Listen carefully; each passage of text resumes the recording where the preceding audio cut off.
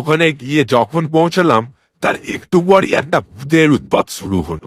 কানু আর দীপকে তো মেরে ফেললো, তারপর আমাকেও হাতের ওপর তুলে ধরলো। কিন্তু আমি আশ্চর্য তো তখন হলাম যখন সমুর কথা শুনে ওই ভূত আমাকে ছেড়ে দিল। তুই কি বলছিস? তুই কি জানিস ওই শ্মশানে কে থাকে?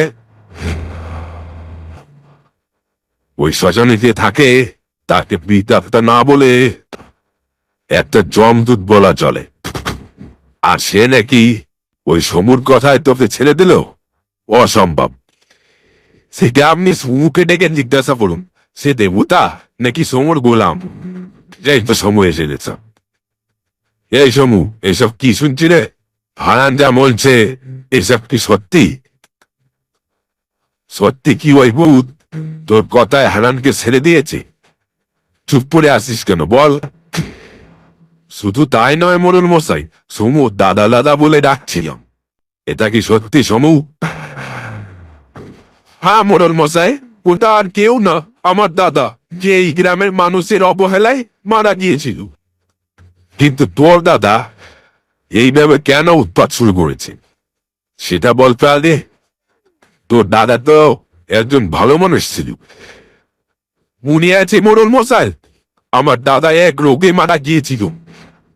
গ্রামে ডাক্তার বলেছিল শহরে কোনো বড় ডাক্তারের কাছে নিয়ে যেতে, কিন্তু তখন আমি ছোট বাচ্চা, গ্রামের লোকেদের কত অনুরোধ করেছিলাম, কিন্তু ওই রোগ তাদেরও হয়ে যাবে বলে কেউ সাহায্য করেনি আমাদের।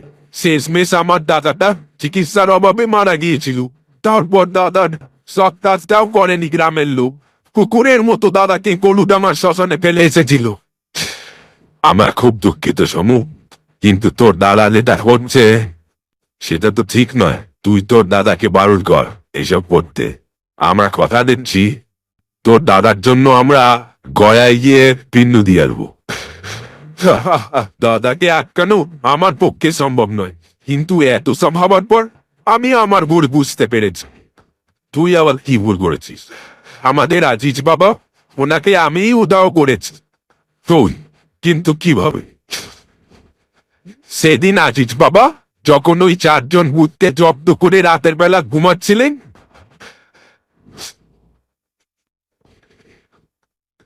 তখন আমি চুপি চুপি এসে বাবার শোয়ার ঘরে ঢুকে বাবার মাথায় বাড়ি দিই। তাতে বাবা অজ্ঞান হয়েছে। সেই সুযোগে আমি বাবাকে নিয়ে নদীর জলে ফেলে দিই, আর বাবা নদীর জলে বেঁচে চলে যান।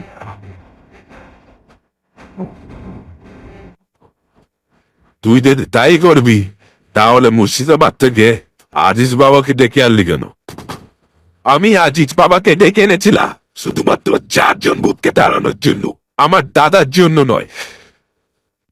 তুই কিন্তু এটা ভালো করলি না। তোকে অনেক বিশ্বাস করতাম আমি। আমাকে ক্ষমা করে দেন মোড়ল মশাই, আমার কাছে অনেক বড় ভুল হয়ে গেছে। তবে আমি আবার ফিরে আনবো আজিজ বাবাকে। আমি এখনই বার হব ওনাকে খুঁজতে।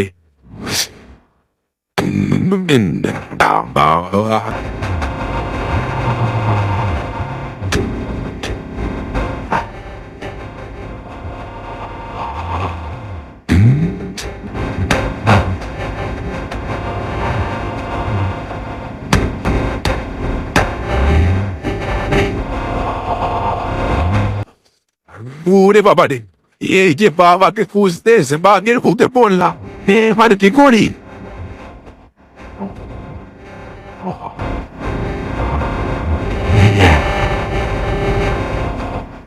এটা কি হলো? বাঘটা আমাকে কিছু না করেই চলে গেল।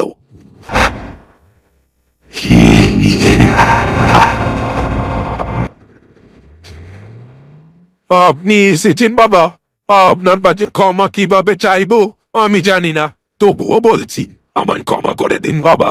আমার বড্ড ভুল হয়ে গেছি। আমি ঈশ্বরের ভক্ত, যাদের ধর্ম ক্ষমা করা, তাই আমার ক্ষমা না করার কোনো প্রশ্নই আসে না। আপনি আবার ফিরে চলেন বাবা কান্দেবকাটি গ্রামে, আমরা মহা বিপদে আছি বাবা। চল।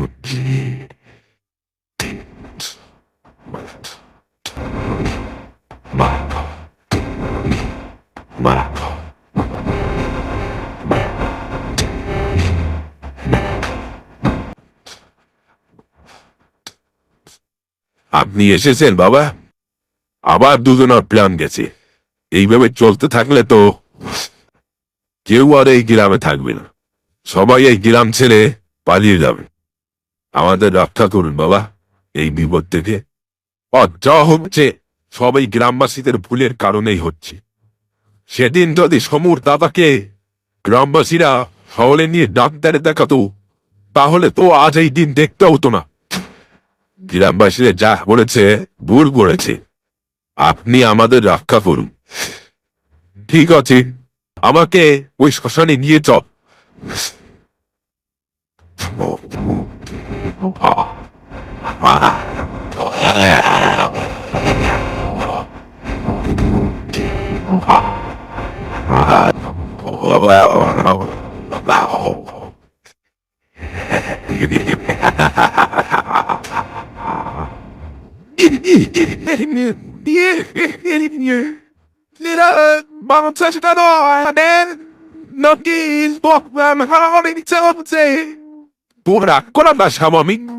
কিন্তু নাই বলে তুই এভাবে তো সবাইকে মারতে পারছিস না।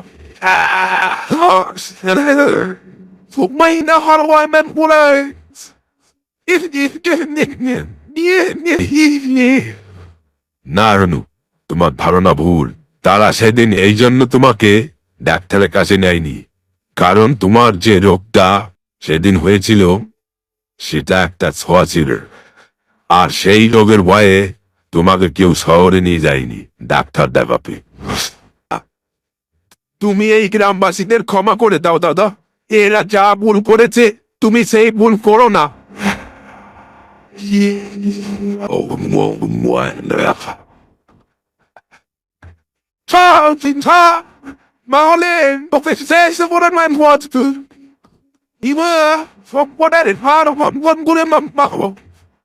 ওকে মুক্তি দিচ্ছি।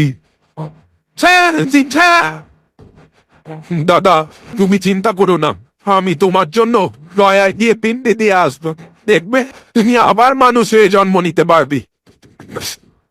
দাদা কি চলে গেল বাবা? সে কি আর আসবে না? তোর দাদার জন্য গয়ায় গিয়ে পিণ্ড দিয়ে আসতে হবে, তখন দেখবি তোর দাদা আবার মানুষ হয়ে ফিরে আসবি। আপনাকে অনেক ধন্যবাদ বাবা আমাদের এই বিপদ থেকে রক্ষা করার জন্য। কিন্তু আপনি কি এখন চলে যাবেন বাবা? ভুলে যাব ঠিকই, কিন্তু আর একটা কাজ আছে, ওইটা শেষ করে একেবারেই যাব। কি কাজ বাবা? আসল বিপদটা তো আপনি কাটিয়ে দিলেন, আর তো কিছু এখন বিপদ নেই। কবে দেখ বিপদ আছে কিনা, আজ রাতেই দেখতে পাবি।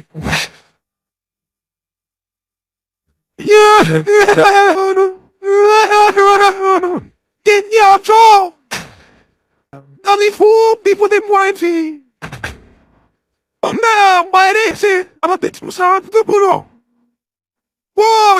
বাইরে এসো, মাতাও আমি বসতে আছি, মাতাও থাকি,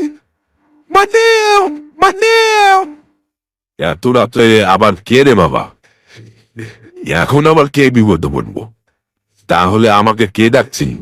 তবে কি ওই শ্মশানের ভূত আবার বেরোতে দিল, নাকি অন্য কেউ? বাবা তাহলে এই বিপদের কথা বলছিল। এখন ঘরের বাইরে না বেরোলেই উচিত। বাবা আজ রাতে কে যেন আমাকে ডাকছিল, বাইরে এসে দেখি সেখানে কেউ নেই। এটা কি আবার নতুন বিপদের সাথে? এটা বিপদের না, কয়েকজনের সাহায্য করতে হবে তোদের। কাদের বাবা? আমরা অবশ্যই সাহায্য করব। সেই 4 জন ভূত সহ বাকি যারা অপঘাতে মারা গেল এই কয়দিন, তাদের নামেও গয়ায় গিয়ে পিণ্ড দিয়ে আসতে হবে। ওটাই বলার জন্য তোকে কাল রাতে ওরা ডাকছিল। আর তুই যদি ওদের নামে গয়ায় গিয়ে পিণ্ড না দিস, তাহলে এই গ্রামে আবার দূরে খেলা শুরু হবে। যারা যারা মারা গিয়েছে তাদের নামে পিণ্ড আমি অবশ্যই দেব বাবা। ঠিক আছে মোড়ন, আমি এখন আসছি। আবার হয়তো কোনো বিপদ আসতে পারে, তখন আমি আবার আসবো তোমাদের বিপদ থেকে রক্ষা করতে।